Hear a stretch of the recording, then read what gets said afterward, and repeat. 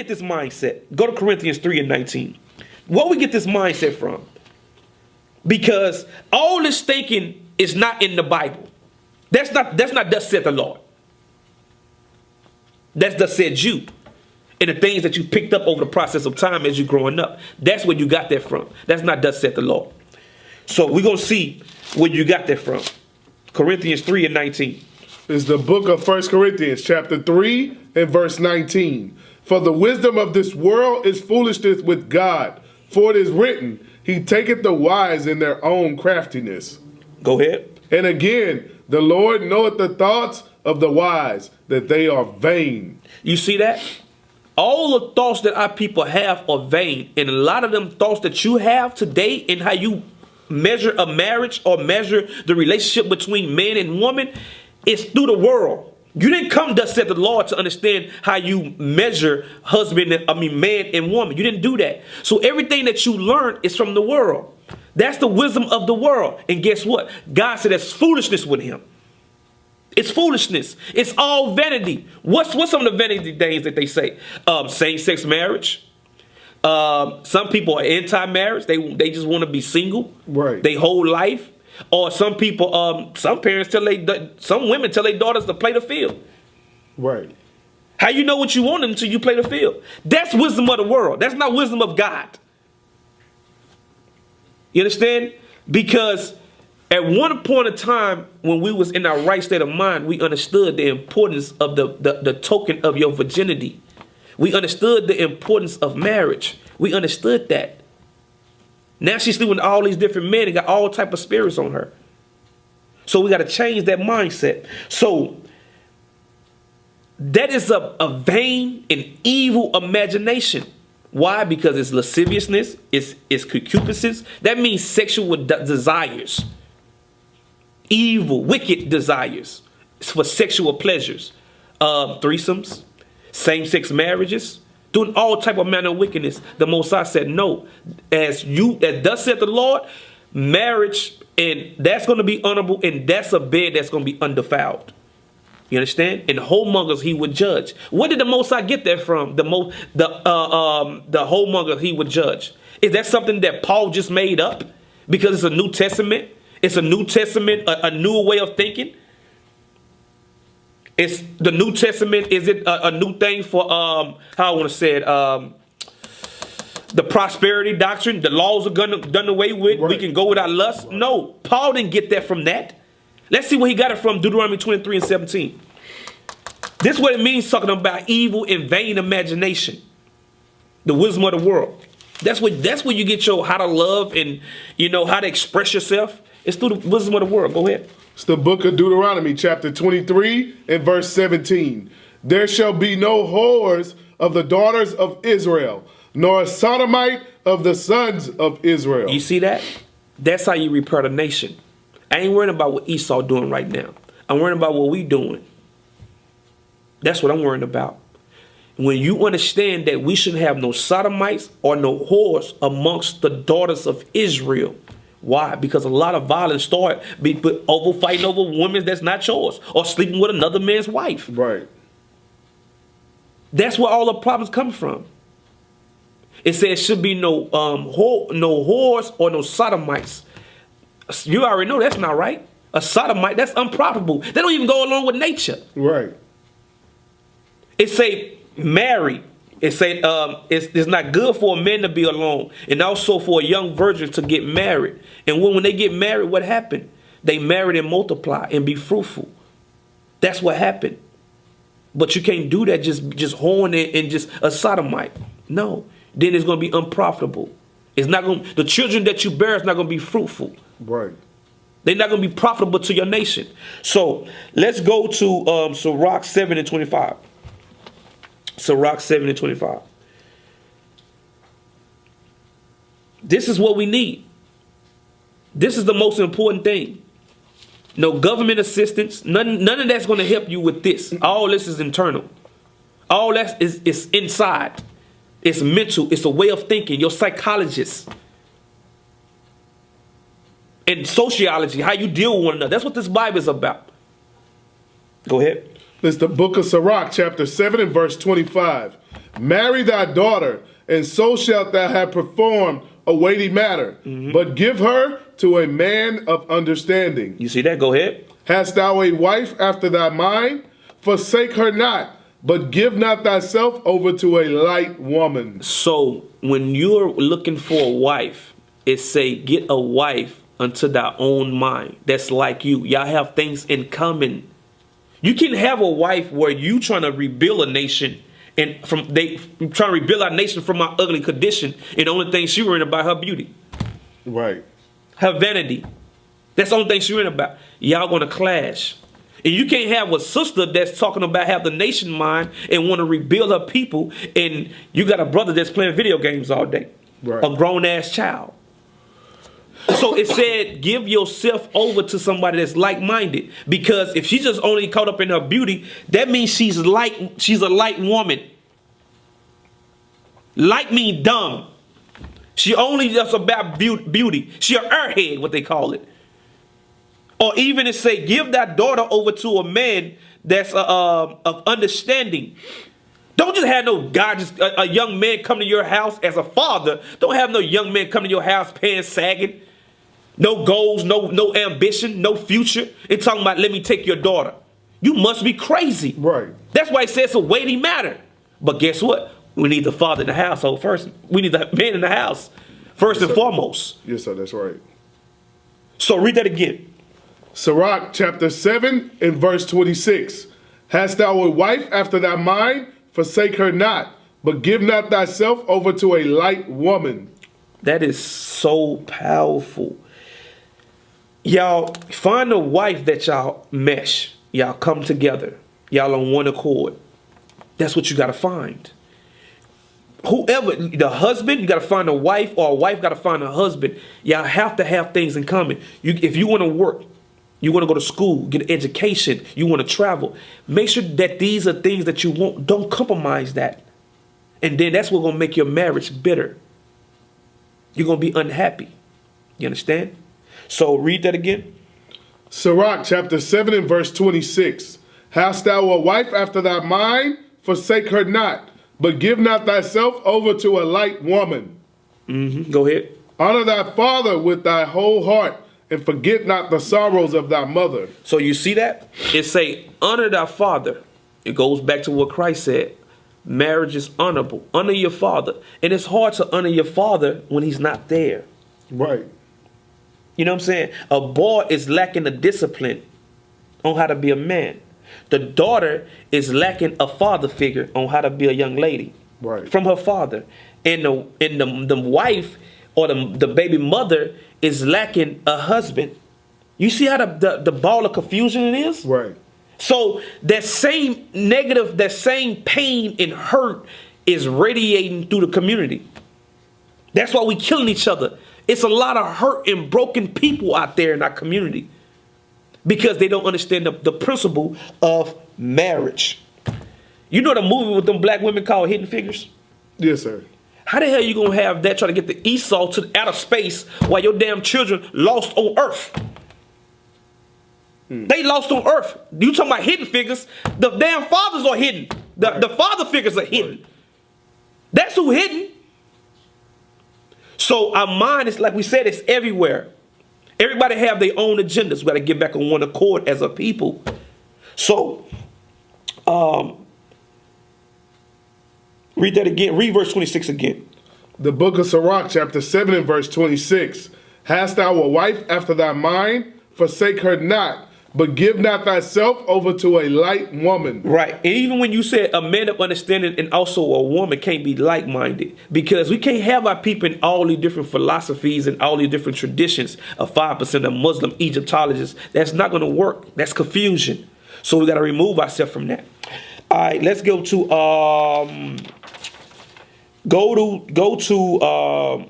how can you accomplish this task?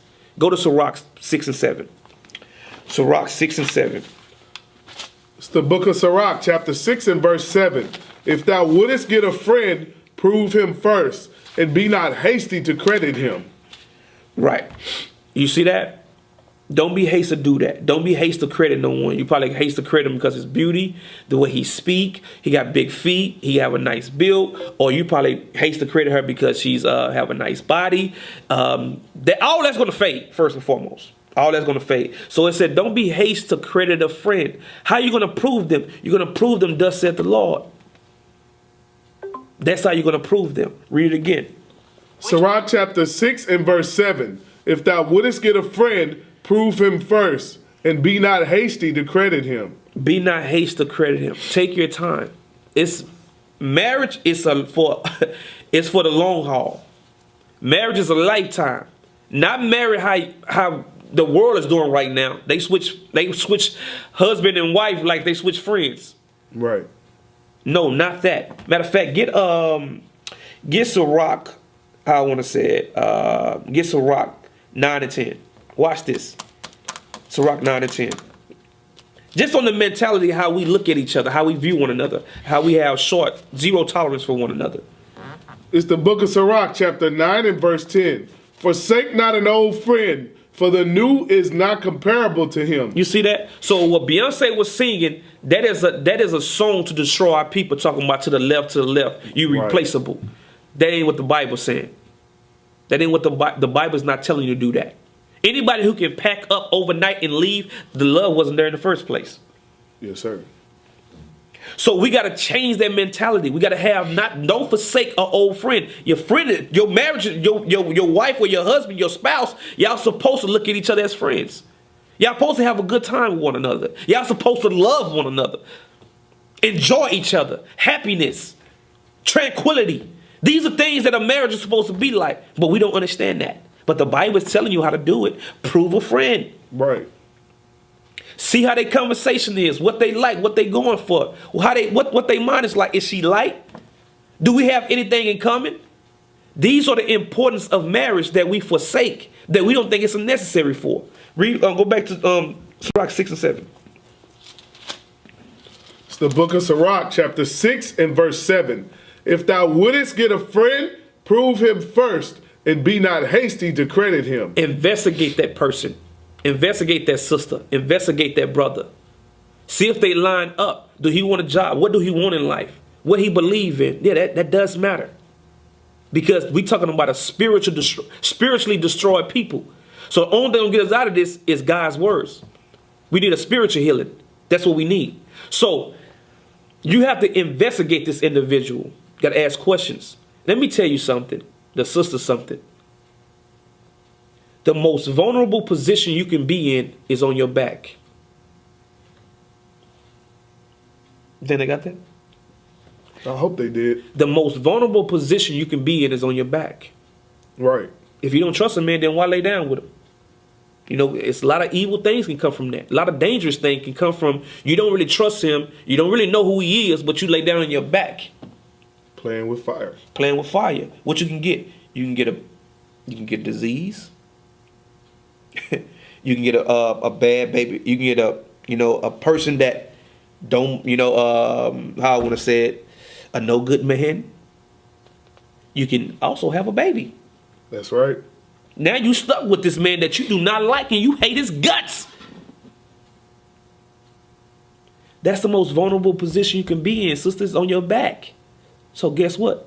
Stay on your feet long as possible. Right. Okay, since we gave the sisters one, now we got to give the brothers one. It say, don't be blind by lust where you overlook the proving process. Because you probably get an unclean woman. That's not like your mind. You can't even tolerate her. You can't even reason with her. You can't even talk to her. Every time y'all talk, y'all about to fight. Y'all throwing things at each other. And guess what?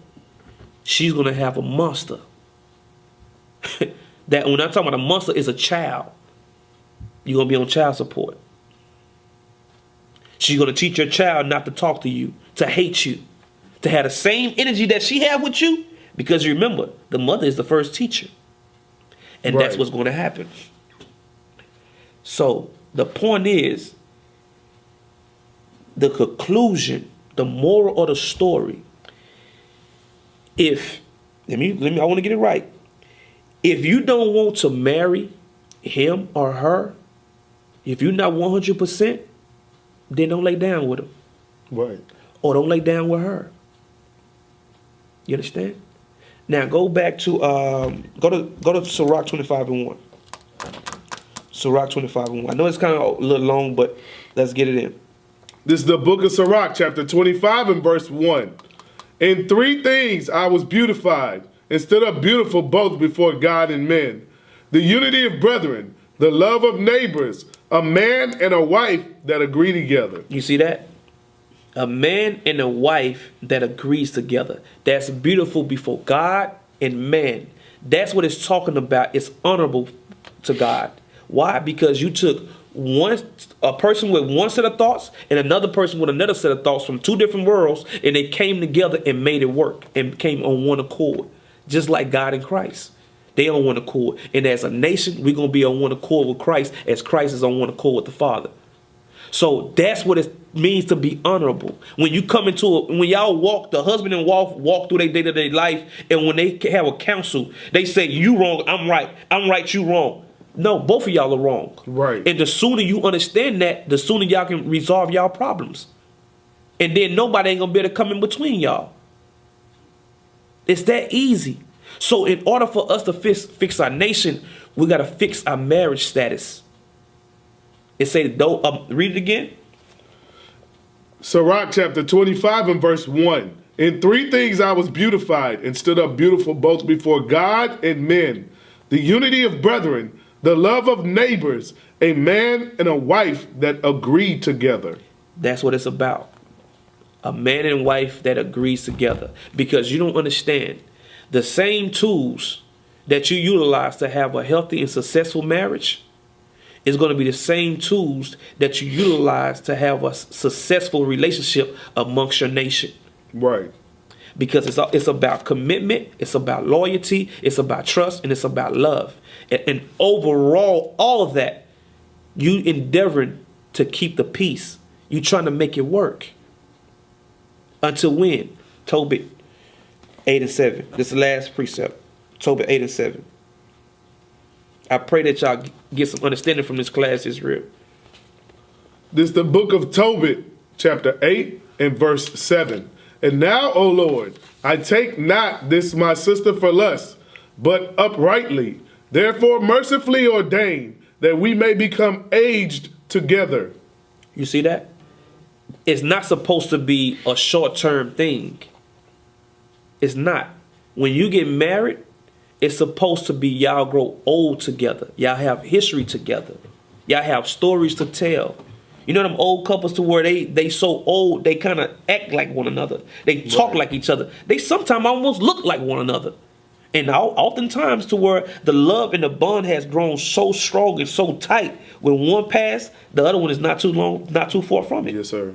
So let's work on our mindset of marriage, Israel, the importance of marriage. It's very important that we understand that if you are talking about that you want to help restore your people and restore your nation, first let's restore our homes. Now they will see the true men of God. We are not black men, we are Israelites.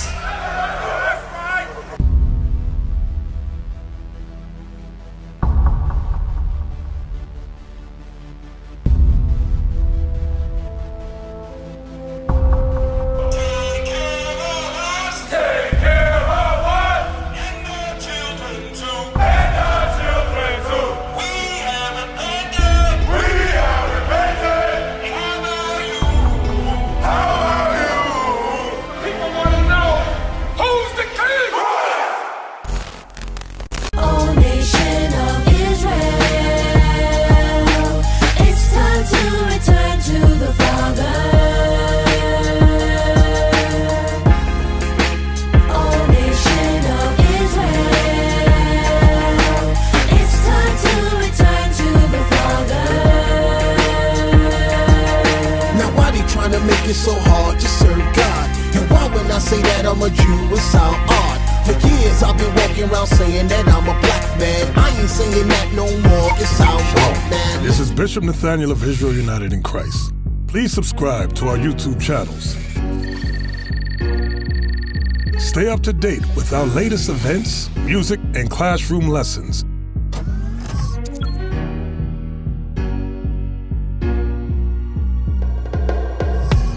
IUIC plans to continue visiting different countries where this gospel has not been preached before. IUIC needs your help in pushing this truth.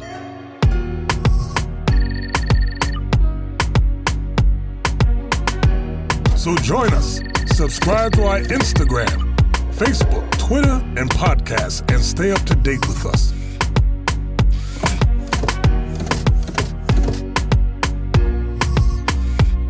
For more information, please visit www.israelunite.org.